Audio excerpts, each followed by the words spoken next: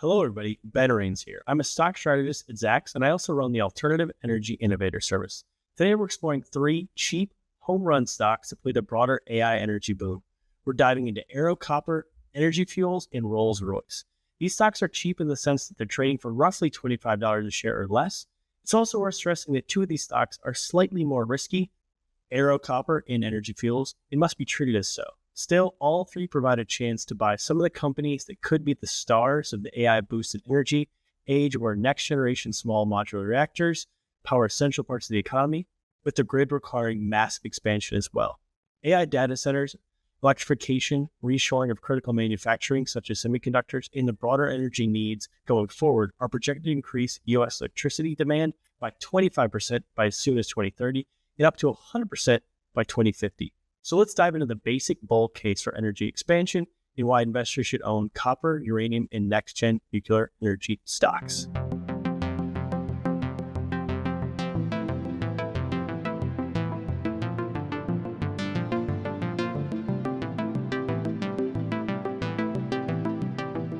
Okay, so we are on the EIA website here, and this just provides background as I'm talking through the broader bull case for energy demand and why you should be owning all the stocks we're going to dive into today, just because it gives a really basic case for how we had this total stagnation for roughly 2 decades and now how we're going to be seeing a big energy boom.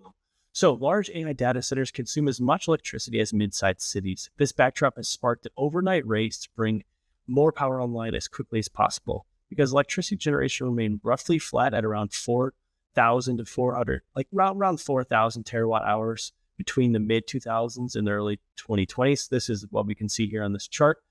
Then U.S. electricity grid was already really in desperate need of investment and expansion before the AI boom. Now we know that AI data centers consume as much electricity as mid-sized city. It mixed with electrification, reshoring critical manufacturing, such as semiconductors, and the broader energy needs of the economy going forward is projected to increase U.S. electricity demand 25% by as soon as 2030 and up to 100% by 2050. This means investors need to buy stocks that are poised to power the AI age, no matter how the technology evolves, or who the tech-facing winners are now and going forward.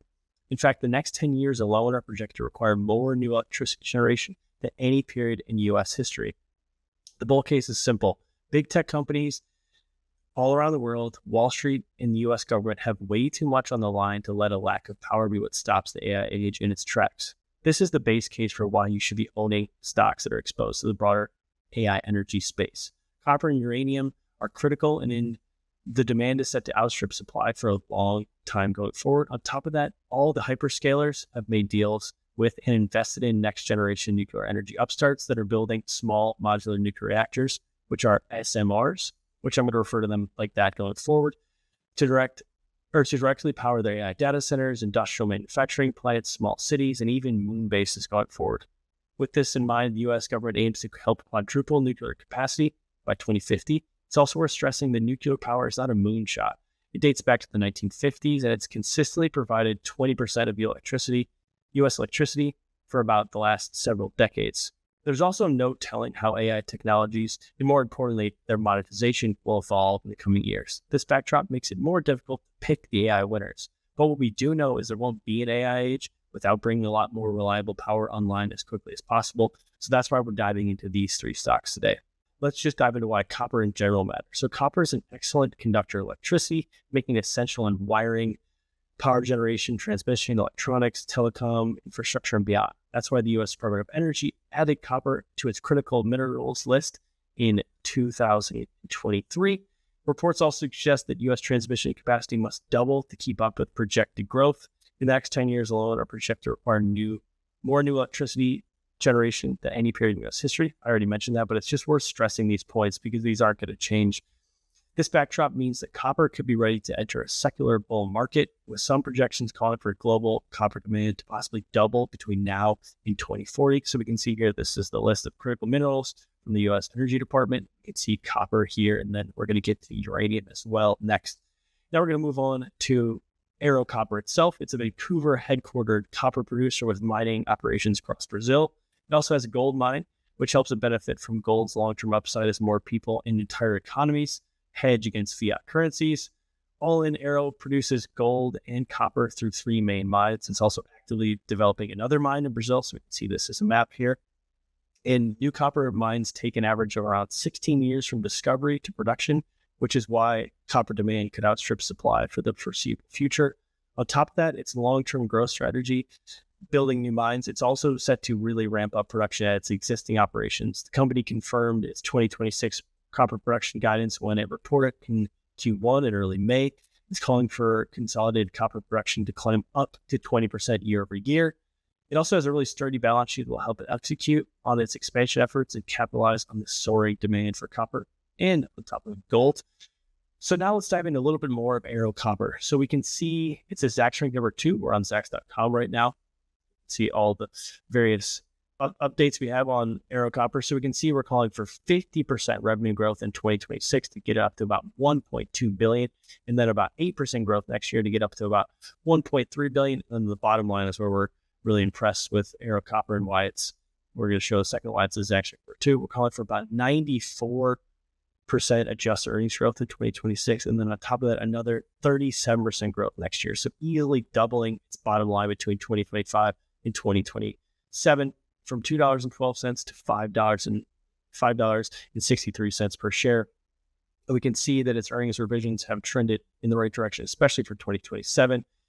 And we can see its most accurate estimate is coming in well above its current consensus for 2026, with it slightly below for 2027, but those are more fluid than the actual consensus estimates themselves. We'll go here and we can see that its estimates have gone straight up. So these blue lines are 2026 and 2027, and then 2028 as well have gone straight up for Arrow Copper. They'll go ahead and take a look. So this is all three of the stocks, UUU, which is Energy Fuels, Arrow Copper, and then Rolls-Royce here as well. But we're going to get rid of these other ones for now and just dive into Arrow. So we can see that the stock's up about 50% over the last year. We'll go over the last 5 years as well. So it's actually been a little bit of a choppy run for Arrow, which does provide it with some of this upside we're talking about. But before that, or now that we have that in mind, we can see it's up 26%. Let's go to some of the technical charts as well. If you're following any of those here, I need to be doing deep dives into this, but we can see it's desperately trying to hold this 200-day moving average at the moment. We can see, draw a line here, draw a trend line. We can see that it's been trying recently to hold these previous peaks. It broke out here in early 2026 to new highs, and then it's chopped around since then. So we can go around, take a look at its year-to-date performance. It's chopped around. It is trying to hold this 200-day moving average. So even if it doesn't break out anytime soon, it does appear to be trying to hold on to that average. And then we can take a look at what our price targets are for the stock. So its average Zacks price target implies 35% upside from its current levels. So once again, it is a Zacks rank number 2 buy, and it's also worth diving into why it's a little bit of a value play here as well. So back to its performance, and then we have to show it against its industry to give a better sense of why it's a value play. So you can see it's about 26% compared to its broader industries, about 80% climb over the last 5 years. If we go over the last year, we can see it's now outpaced it 50% to 40%. Go to its valuation levels here as well. Drop these down. So we can see that it's trading 3 years. You can see it's trading at 5.5 times forward 12-month earnings. That's a massive discount, more than a 70% discount to its industry, 55% compared to its overall basic materials sector, and then about 65% compared to its own highs, which is really impressive. So along with its cheap price tag, it's actually a value stock as well, with big long-term upside once maybe more investors start to realize that copper could be in a secular bull market for a very long time. Now we're going to transition on to our next stock, which is Energy Fuels, which you can see it here, and the ticker itself is 4 U's in a row, so U. Energy Fuels is one of just a few domestic uranium companies. It offers huge long-term upside potential, and near-term volatility, though, is mixed in, especially with Arrow Copper and Energy Fuels, given how dormant the U.S. uranium industry has been for decades. U.S. nuclear revival is going to help the U.S. government kind of spur the domestic uranium industry, along with the hyperscalers, do all they can to kind of bring back supply online in the United States. It's playing also an increasingly pivotal role in the rare earth space. These parts of the economy are sitting on the verge of the long-term breakouts as the country races to reestablish itself as a global leader in both uranium production and rare earth mining after kind of decades of relative complete neglect. One of its mills, the White Mesa Mill, is the only fully licensed and operating conventional uranium mill in the entire United States. So right there, that's a big bulk case for Energy Fuels. It also has several other uranium mines that are active and others that it owns that it's ready to restart. It's a key player, as I said, in the rare earth space, which the U.S. is going all in on. The U.S. government trying to do all they can to spur that. And in the back of all this, we're trying to build up our strategic uranium reserves, all while we're trying to kind of slowly stop importing uranium from Russia in the region, which currently dominates uranium production. So given this backdrop, Energy Fuels announced on June 11th that it expects to complete its full year uranium production guidance by the middle of 2026. So it's kind of ramping up its production in a big way for uranium, which is really important and a good sign for the industry and all these stocks that are kind of home run bets on all we're talking about today, the AI energy boom, nuclear energy, uranium, copper, all of this. So we can see here, Energy Fuels is trading for about $14.50 a share, $14.50. It's a Zacks ranked number 3 hold. Go ahead and take a look at some of its estimates. With Energy Fuels and a lot of these uranium plays, the actual estimates are not really what's going to move the stocks. It's kind of these longer term upside for all these stocks. But we can see it actually has a very good outlook. So we're calling for about 117% revenue growth in 2026 and another 57% growth in 2027. So that kind of shows the point of it. It's already doubled, or it's reaching its full year production guidance by the middle of the year. It still is expected to lose money this year, but it's supposed to cut its loss from an adjusted loss of 38 cents per share to just 14 cents per share, and then jump all the way to positive earnings of 9 cents per share next year. And then we can go ahead and take a look at its average Zacks price targets. It's at around $25 per share. So that implies about 72% upside from its current levels, which is a really positive sign, especially if you're looking for some home run stocks to take a flyer on in July in the back half of 2026.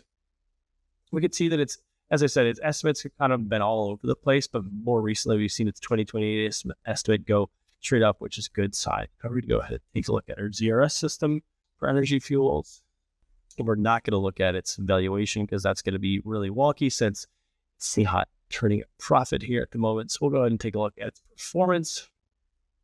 You can see, jump this out over the last decade. So we can see, I'll get rid of these trend lines. We can see the stock's up about 540%, which crushes its industry over the last decade. And we can jump out further. So it went public roughly 2013. So we'll go back to the last 15 years. You can see it went on a big run initially and then kind of went dormant. And then this is when everyone started realizing nuclear energy was to have a big run back. And now it's up. In the last year, it's up 133%. We'll go ahead and take a look at some technical levels here as well. And it's trying to hold these lows over the last kind of the breakout levels from the fall of 2025. It's held that several times. It's trying to hold it right now. It's trying to get back above that 21-day moving average and then that 50-day. And it's been trading, you can kind of see in this channel for a while now. If some of the market realizes that these stocks are not bloated because they did go on a big run where everyone was buying uranium and everyone was buying these SMR stocks, that these could catch a bid in the back half of 2026 and then going forward, as I said. So there's obviously lots of near-term volatility with these, but long-term, these are some cheap stocks to really consider. And Energy Fuels is definitely one of the uranium names with huge upside long-term, as there's not really many pure play uranium stocks that are based here in the United States. Okay, and the last stock on our list today is Rolls-Royce. Most people probably know it, perhaps for its cars. They're very expensive cars, but that business is completely separate for decades now. So we're going to dive into Rolls-Royce's home run credentials, which are really undeniable at this point. The historic airplane engine maker is racing to be a leader in SMRs. while also quadrupling its profits, buying back stock, reinstating its dividend, and implementing other initiatives that have the bulls really excited. The stock has already skyrocketed about 1,000% in the last 5 years as Wall Street celebrated its quick turnaround. It's well ahead of schedule on its journey to quadruple profits in the first 5 years under its new CEO who took over in January of 2023. The company also posted its second straight blockbuster year of growth in 2025 and raised its long-term and near-term outlooks. On the nuclear energy front, it's utilizing its experience in the nuclear propulsion systems for submarines to push forward into kind of this big next-gen nuclear energy space, which is SMRs. It also is the opposite of a home run pre-revenue company that all these other pure play SMR stocks are. It's got established businesses. It's churning out profits. So this is not a random company that has not made any profits and barely generating any revenue. So certainly if you're looking to buy an SMR company, Rolls-Royce is one of them. It's also a handful of just global potential winners. It's already working directly with the British government. It's planning to build the first 3 SMRs in England by the early 2030s. It's also working with the Czech Republic to build SMRs in the country. And then most recently, Rolls-Royce announced in mid-June that it was selected to deliver Sweden's first new nuclear power in over 40 years. It's set to help deliver 3 SMRs to Sweden's west coast in the next decade or so. Overall, Rolls-Royce said it sees a total addressable market of more than 400 SMRs by 2050, so really massive upside.